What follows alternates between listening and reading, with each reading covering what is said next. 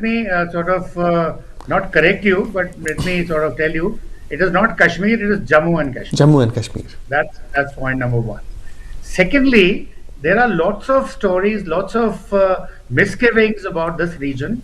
Reason being, this region actually is a culturally heritage and very rich, right from 5,000, 10,000 years of history with Kalhan and all those people coming on later. But we will be talking about the Jammu and Kashmir as it existed along with the empire of Maharaja Gulab Singh and with his able general called General Zorawar Singh. Now, British were at that time in India in terms of British East India Company, and British East India Company was the one which defeated the Sikh Empire, and thereafter they asked for a damages for the war indemnity which was paid by Maharaja Gulab Singh, and the territory of Kashmir, that is Srinagar, the valley, became a part of Jammu and Kashmir.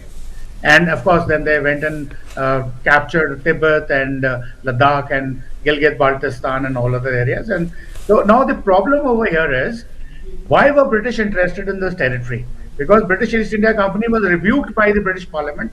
Why did they give away this territory to Maharaja? They should have kept it with themselves. But then British company said that, look, we were not capable enough to rule that particular region, and that's why we gave it away. And we wanted money.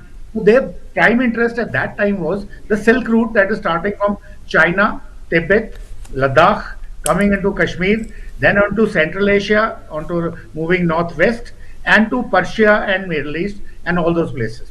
So that was a very important route from the trade point of view, and British were interested. But then later on, after World War II, we have a top secret document written by Winston Churchill in the month of May 1945. It says that the importance of India and the Indian subcontinent. Now here, British were planning that now if they have to fight Third World War, it would be against Russia, who was the ally in Second World War.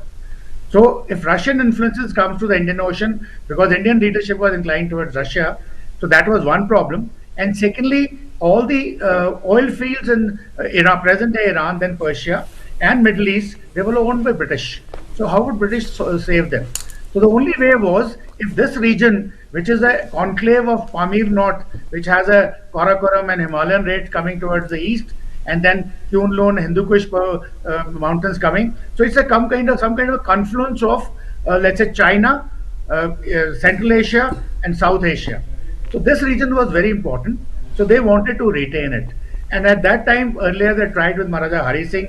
They gave him all the privileges. They made him study in Mayo College. They groomed him right from the age of 4. But finally, in 1930, unfortunately, he went against them